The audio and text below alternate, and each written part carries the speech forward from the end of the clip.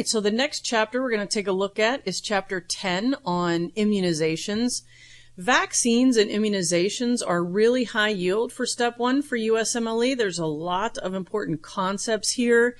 It ties in very nicely with the microbiology, so let's get started. The concept of vaccination actually dates very far back into the 1100s when the Chinese used to do something called variolation. So even before we knew anything about infectious disease, the Chinese would take the scabs of people that recovered from smallpox and then inoculate people who have not been exposed to smallpox, and they found out that this actually gave those people some protection against the virus. And then, of course, actual vaccination, as what we know it as, is credited to Jenner back in, the late 1700s. This would never actually fly today, ever, because he actually took a strain of cowpox and used it to protect a child from smallpox. The big difference here is that he later then challenged the child with a fully virulent strain of smallpox, and the child lived. So if the child did not live, we may not actually be having this conversation today. The concept of vaccination is actually based off of immunologic memory, and the fact that if we add the same antigen that an animal or a patient has seen more than once, the immune response not only occurs quicker, but we get a much more exacerbated response. So that is due to the memory cells being there and recognizing the antigen that it saw the first time. And this secondary immune response not only, as we said, occurs much, much quicker, but we get many, many more very high affinity antibodies made when we compare that to the first or primary immune response. This is a nice graph showing the difference between the primary and the secondary immune response. You've seen this graph probably a million times before, and we know sort of the timing of the primary immune response, but this adds a little bit more detail so you can really see on a cellular level what's happening. So we're looking at the immune response over time, and we can see that the very first time that a patient is exposed to an antigen, it takes about 10 days to 2 weeks to get a decent immune response, and that's because we're activating naive cells that have never seen that antigen before, and we are getting an immune response that's probably good enough to help eliminate that pathogen, okay?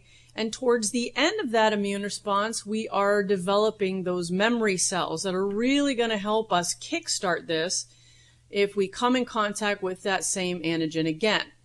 So now if we look up here, we are challenging with both the same antigen that was seen earlier to show you what the memory response looks like, and also a new antigen, and that's antigen Y, to show you the specificity of this response. So for antigen X, these memory cells get activated because they have seen the antigen before.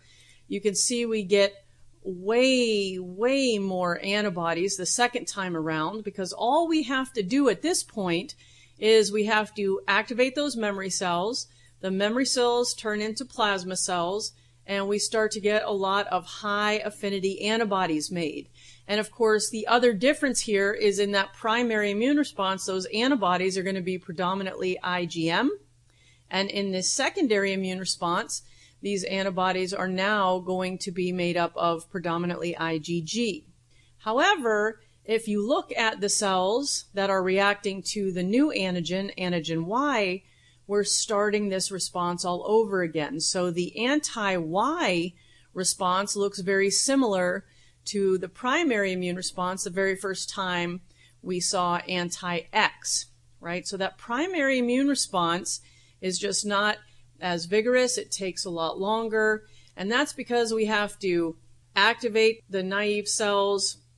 They have to then proliferate, and all of that takes quite a bit of time. So the concept of vaccination really is based on this memory response and what you see with antigen X the second time around. This table is a really nice overview of a couple of features looking at the difference between primary and secondary immune response. And we sort of talked about some of these already.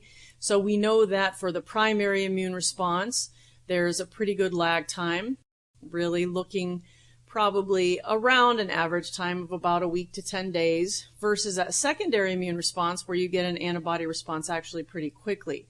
And that peak response in the primary immune response is fairly small, versus the secondary immune response, which is surely amplified, because now we're capable of activating those memory cells and getting the response out much, much quicker.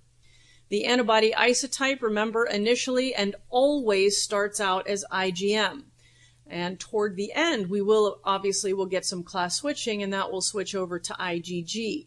And that's going to be really important because we know when we get that memory response or the secondary immune response, we have memory cells that have already class switched to IgG, IgA, or IgE, and those cells are going to recognize the antigen again and produce the antibody isotype that's needed for that infection. The affinity in the primary immune response is actually fairly low. Think about IgM. We know that that's a pretty low affinity antibody. But of course, due to affinity maturation in the secondary immune response, those are actually really very high affinity antibodies.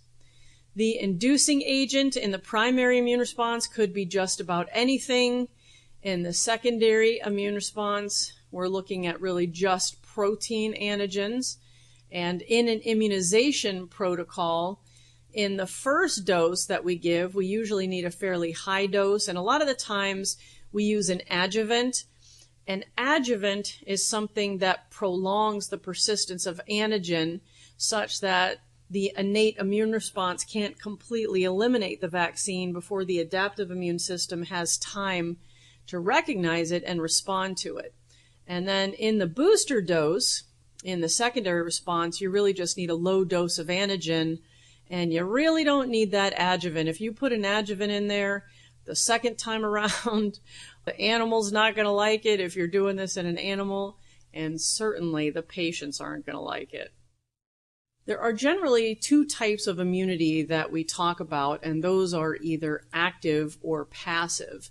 When we're talking about passive immunization, we're essentially talking about providing immunity to somebody that either doesn't have it or they've been infected with something so horrible like rabies that we need to make sure we protect them before the virus gets to its target cells like the CNS. And then, of course, there's active immunization where we're really going to sort of trick the immune system into thinking it had an infection to protect you against that particular thing in case you come in contact with it a little bit later on, right? And we've got lots and lots of examples of that. Now, both of these types of immunization can be either natural or artificial, and we're going to talk about those different types on the next slide. So these are the different types of immunity that are achieved either by passive or active means.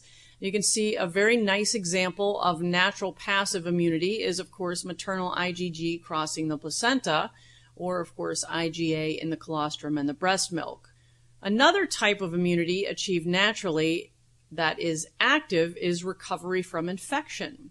So you can get hepatitis B and become immune to it. Of course, if it doesn't go chronic, that would be sort of the hard way, or we could get vaccinated against the hepatitis B virus, and that would be an example of artificial active immunity, right?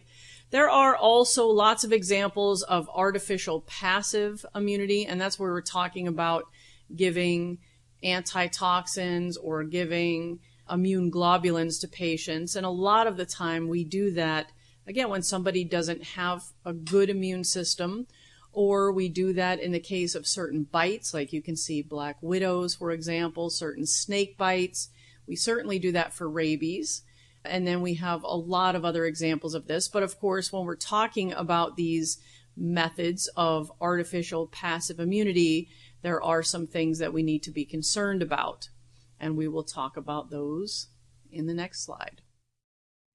So one of the very real risks of passive immunotherapy is systemic anaphylaxis.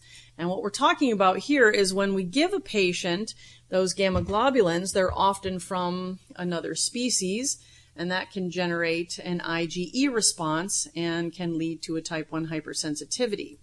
This is really super important in individuals with selective IgA deficiencies, because if we give them pooled gamma globulins and their immune system is sort of not used to producing IgA, when that IgA is there, it can actually cause an IgE sort of response.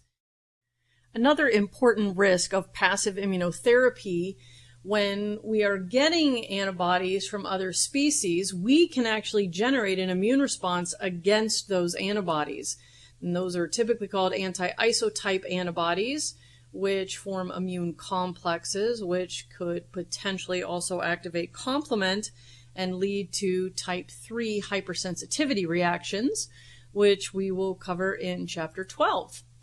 These antibodies that we get from passive immunotherapy, in addition to coming from animals, can also come from humans. So we can also give human immune globulins, and we can see sort of a similar effect, but usually due to the allotypic differences, which we discussed in chapter 9.